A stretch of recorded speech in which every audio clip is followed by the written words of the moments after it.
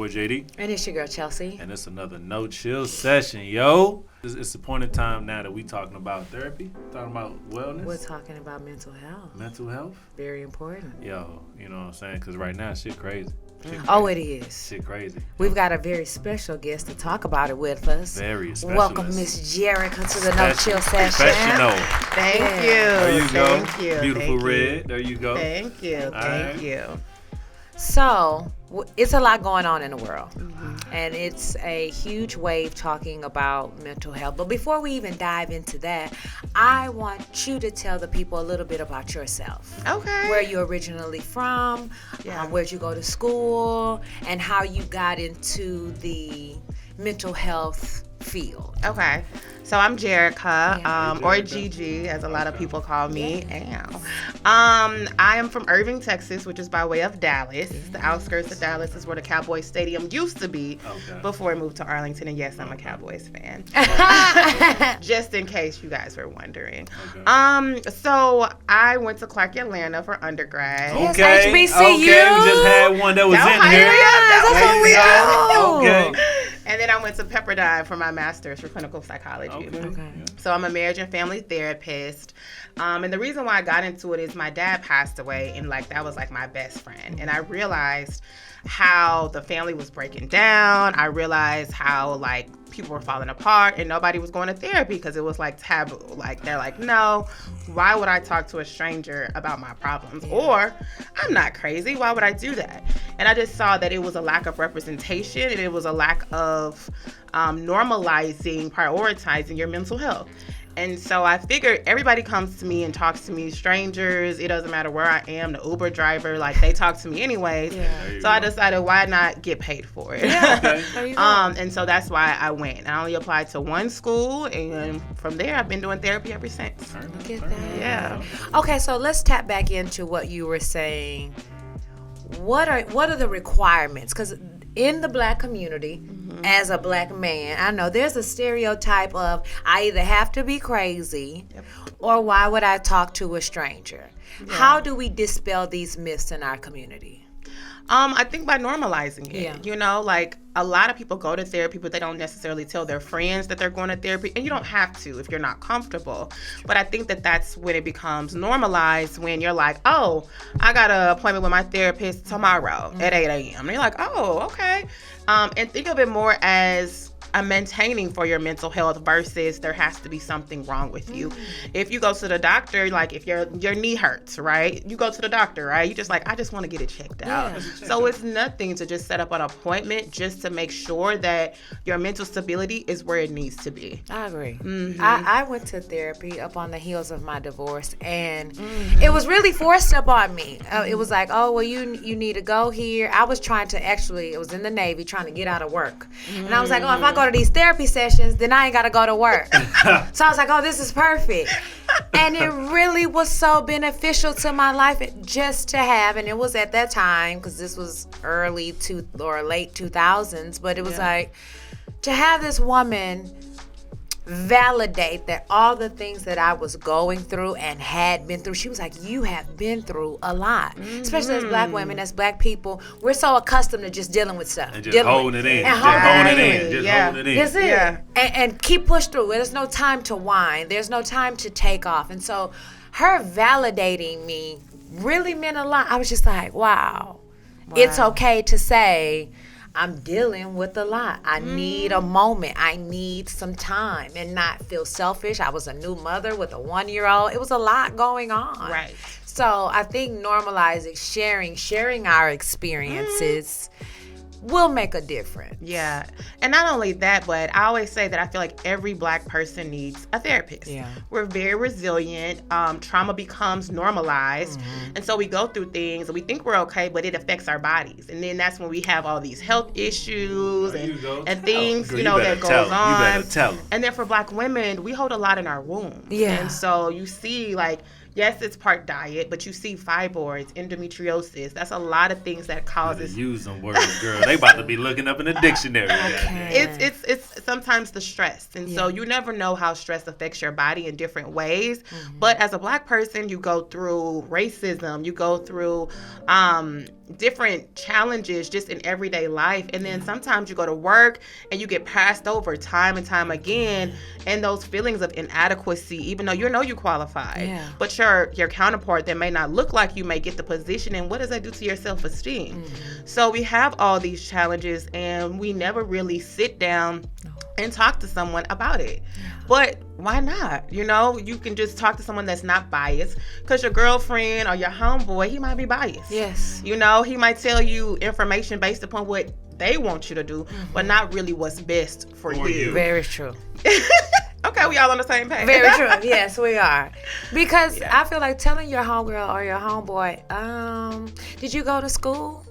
Do you know? Like, and my thing is not to limit your circle, but you can only give me as much knowledge as you have, right? Versus going to see a professional. Because I feel like the sign of a good therapist, and help me out with this, is someone who gives you tools to deal with whatever you may be going through. Yeah. Not just your opinion. A friend gives you an opinion based off what they know. I need you to give me some tools to overcome or deal with whatever my problem is. Okay. So we have somebody, they say, you know what, I want to go get there. Where do they start? You can start by going to Psychology Today. Okay. Because some people have reached out to me and they're out of state, but you're only allowed to practice in the state that you're licensed in. Okay. So if people from Texas, like, oh, GiGi, like, come be my therapist, I can't do that because right now I'm not licensed in the state of Texas. So Why is that though? It's coming. But go to psychologytoday.com because you can find the provider that is the closest in your city and in your network. So that's a really, really great resource to start. And then asking around. You'll notice that sometimes people don't talk about going to therapy, but they have a therapist. So you're like, hey, you know what, I'm thinking about going to therapy. Right. And they might be like, oh, I have a cool therapist I can recommend you to. When I was trying to find my therapist, I Googled. I was like, oh, I wanted a therapist of color, but my therapist is not Black. They're a therapist of color, but they're not Black. Right. And so being open-minded as well when you do those searches. But you do have to do the research because it is about the right fit. Yeah. I have some people that go and they're like, oh my gosh, it's not for me, but you only went to one session. So you have to give it time. Yeah. And quick question. So a therapist needs a therapist too? Absolutely. Okay. Yes. Because you hold the space for so many people. Like I hold the space at work. I hold the space for my friends. I hold the space for my family and loved ones. And so it would be almost, I feel like, it would be irresponsible of me personally. I can't speak for all therapists, but me personally, not to have someone that holds the space for me. Yeah, I agree with that. I'm a trainer and I have a trainer. I don't see, you need someone who maybe just has, not even necessarily more knowledge, but like you said, you're holding the space for so many people. Yeah. I'm pushing other people. I need sometimes someone to be like, yo, you can go a little further. Like, yes, there's that self-accountability, but sometimes you just need that out push, for sure. Exactly. For sure. Tell us how mental health affects the dating scene. What have you seen as a professional? I don't even know where to begin. Where do I begin? I think that dating is a beautiful thing, but it can be traumatic. Just depending on how it is, and it can be frustrating to a lot. And who your partner is. It can be beautiful. It can be frustrating. So what I find a lot of times is people jump from relationship to relationship, but they don't necessarily heal from the last relationship. So their new partner, they're projecting, and so you're like, wait a minute, I'm not doing any of these things, but they're like, no, yes, you are. You are doing these things. So I see projection a lot of times. I see insecurities. I see, Nothing. Listen, he's saying preach on it. Oh, preach on it. What do you see in men? For men, I see. You're always trying to point the finger. What you saying? You like? I mean, that's a good question. For men, I see like a lot of the projections, you know, like, man, I think that you're this way because you look this way, but maybe you remind them of their ex. So I see a lot of projections, and I see sometimes they don't take the time to heal. They have gotten better though. A lot of men are going to therapy now, which I think is great. So kudos to you guys. Yes. And so that's amazing. But I do see that a lot, just not taking the time to heal before they get into another relationship. So they repeat the same patterns. And if we take it a step further, a lot of times you date people that are like your caregivers, your mom or your dad. Let's say your mother wasn't emotionally available. So then that man may pick partners that are emotionally available, trying to heal the childhood part of himself and the needs that he didn't have met, or vice versa, a woman that did not have a father figure in her life, or a father that was an alcoholic. She may pick partners that deal with alcoholism or alcohol abuse. And so you really have to sit down with yourself and say, do I like this person because of who they are as a person, or do they remind me of someone or something? Because a lot of times we pick partners because it's familiar. Ooh, I feel like I've known you forever. It's familiar, but it's familiar because they have characteristics of your caregivers that wasn't necessarily the healthiest for you. So men and women have to be mindful so they can break those patterns going forward. So is that the reason why, and again, because you elaborate on it, but I want to make sure that the listeners hearing this and getting these gems. I promise you, I want to make sure you getting these gems in the sense of that you can repeat the same person just in a different appearance. Oh yeah, for sure. And again, if you're looking for them in a certain place, are you projecting that's what you want, as you say? Yeah. Like, not doing the self-work. Right. Yeah. Is, I would say, definitely very crucial to know what went wrong, what didn't go right, you know what I'm saying? What really was the issues, not just on surface level. No. Yeah, no, for sure. It's kind of like, I remember years ago, I was dating, and I was like, man, I've dated the same guy twice. Both of their birthday, they had the same exact birthday. They had the exact same birthdays. And I had to sit down with myself and be like, wait a minute. Why am I dating the same person? They look different, but they're the same person. Yeah. And so you really have to have a deep dive with yourself to make sure that you're not even attracted, because you can attract a lot, but you're not accepting partners that are unhealthy or toxic for you. And we do that a lot because it feels safe. It feels safe and it feels normal. Yeah. Familiar. Especially with women. I feel like women stay in situations because it feels safe. Like, I know this. Even if you know that this is not the best thing for you, it's like, I don't want to risk starting over. Yeah. I feel like there are a lot of women who are afraid to be by themselves, and I'm also really, that is a thing for men as well. It is. Like, comfortable. Comfortable. People get very, very comfortable. And I'm like, I think being by yourself, though, is something that's needed, period. There's a clarity that comes when you're by yourself, when you don't have an outside distraction, period. And I learned that through therapy. And people get used to pain.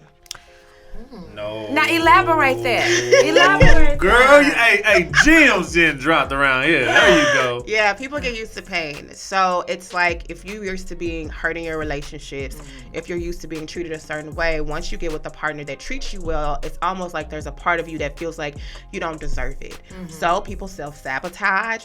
People will say, oh, this doesn't feel right. But it doesn't feel right because you're so used to being treated bad. So now, I told a client before, she was like, I feel bored. Like, I feel bored. I feel bored. She said, I feel bored, right? And I said, do you like roller coasters? And she was like, not really. And I was like, okay, but have you rolled one before? She's like, yeah. I said, how did you feel when you got on a roller coaster? I was scared. I was like, right? How did you feel when you got off? Oh, I was so relieved. I said, your life has been a roller coaster. You've been going up, down. Now you're just enjoying the theme park. And so you're bored because you're so used to these highs and these lows. And she was like, oh, wow. I was like, yeah. You better drop him, girl. You're crazy. This is touching his spirit. Let me find out you done had some toxicity in your life. Girl. Is that why I was hitting them like that, Gerreka? Can you relate? But honestly, it's just knowing that, again, I'm getting out of the survival mode mindset, that accepting what just comes, as you just said.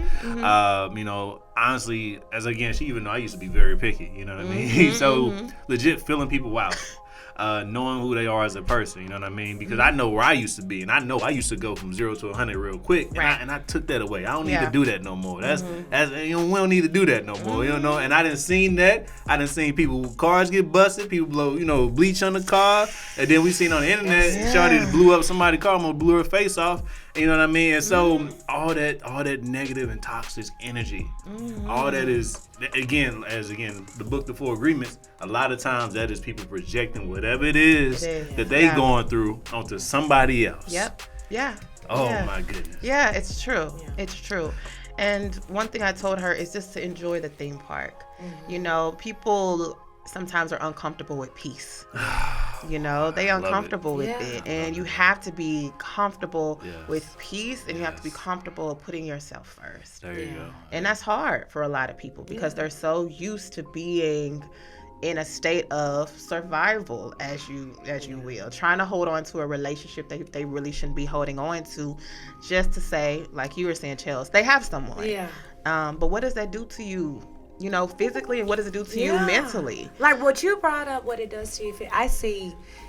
I'm a Southern girl. You're a Southern woman.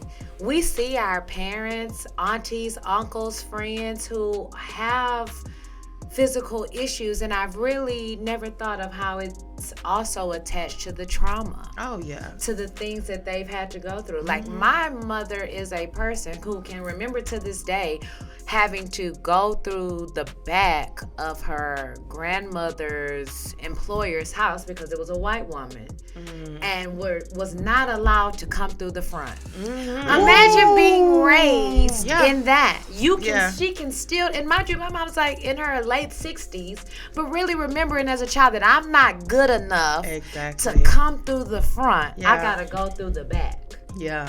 And really carrying that, never talking to anybody about that. You know, like so many things are really related. And I know I love fitness. I'm a fitness fanatic, but that came out of a divorce, that came out of wanting to feel better. I mean, I really had a whole journey. I thought I was doing good because I was like, instead of the 3-piece Popeyes, I'm gonna get the 2-piece Popeyes. I thought I was doing the right thing. But we have to learn, we have to grow, and I feel like that's what therapy is. It's like somebody really showing you that, yes, you may be making some efforts, but there's a better way to go about this. Because that Popeyes was comforting to me. Speaking of that, we don't talk enough about coping mechanisms, but healthy coping mechanisms. Like people eat to cope, people smoke to cope, people drink to cope, people do a lot of different things to cope, but we don't do enough research on healthy coping mechanisms. And that's important, right? Because tell them. You better tell them. Give the people. What are some? Give them. And it depends on the person, right? But some of the things is like if you want to feel grounded, we live in California, you can put your feet in the sand, you know, like you can take advantage of that. You can watch the sunset. There's sun gazing. There's benefits to sun gazing. And let's say you don't like the beach, you can read. You can listen to music. This ain't white people shit either. Right? You can exercise. This is everybody's shit. This is everybody's shit. Not to cut you off. No, you're fine. I feel like that's a part of the reconditioning as well with us. Is thinking that everything is white folk shit. Therapy is white folk shit. Meditating, manifesting, white folks.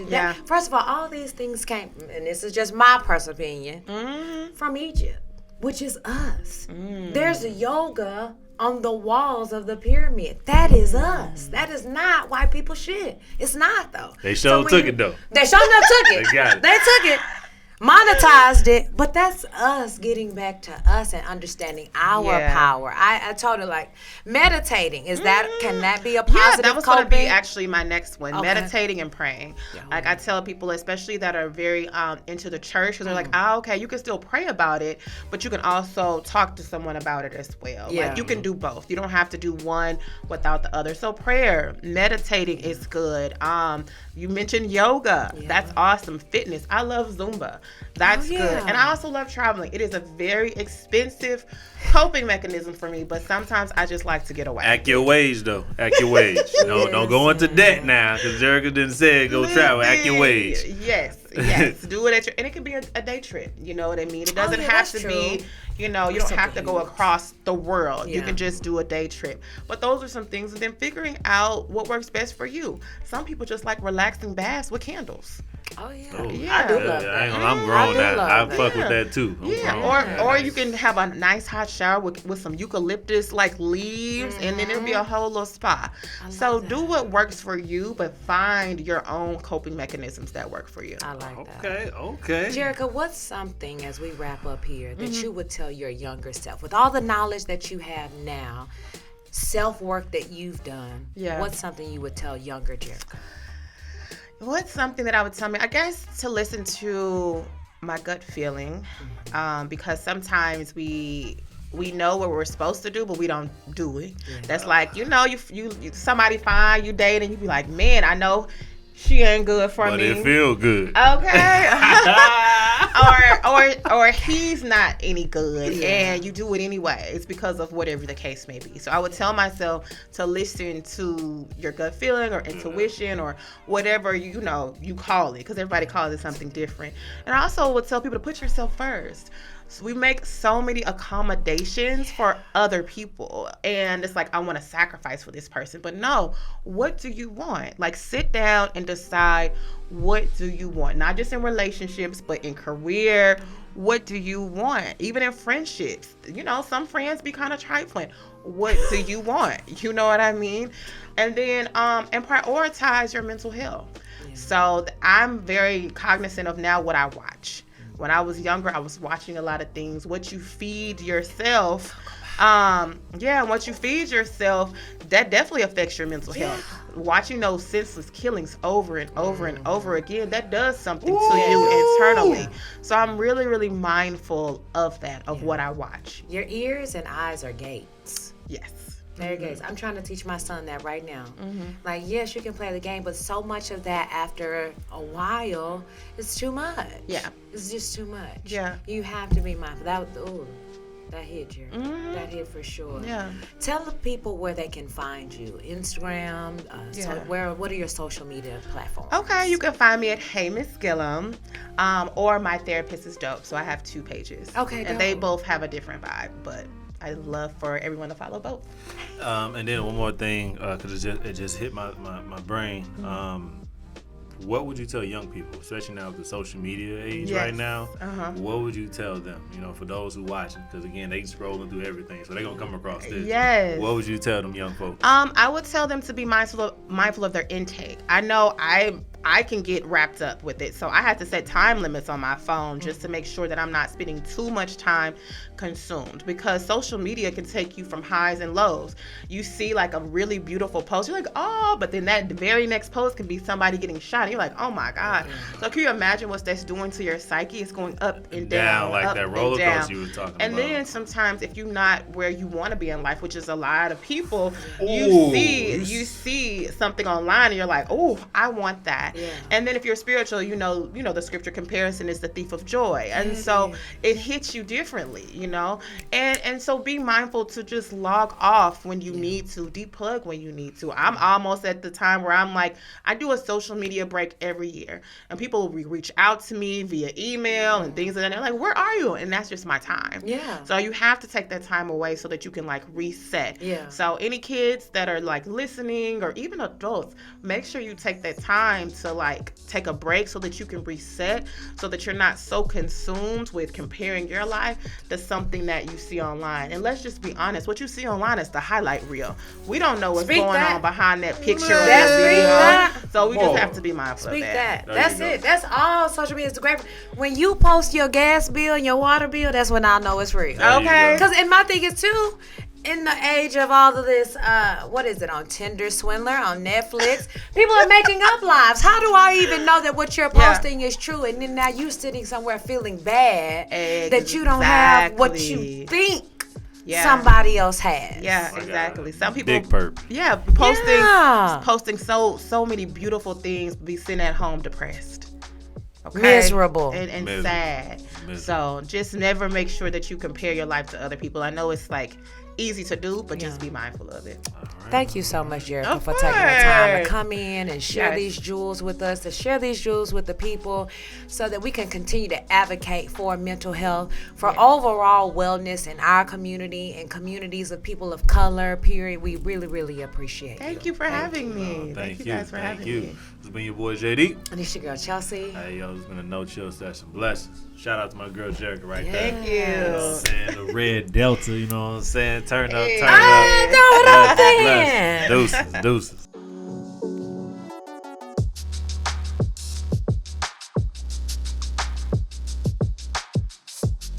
I'm Gerreka, aka GiGi. I'm a marriage and family therapist, and this has been a no chill session.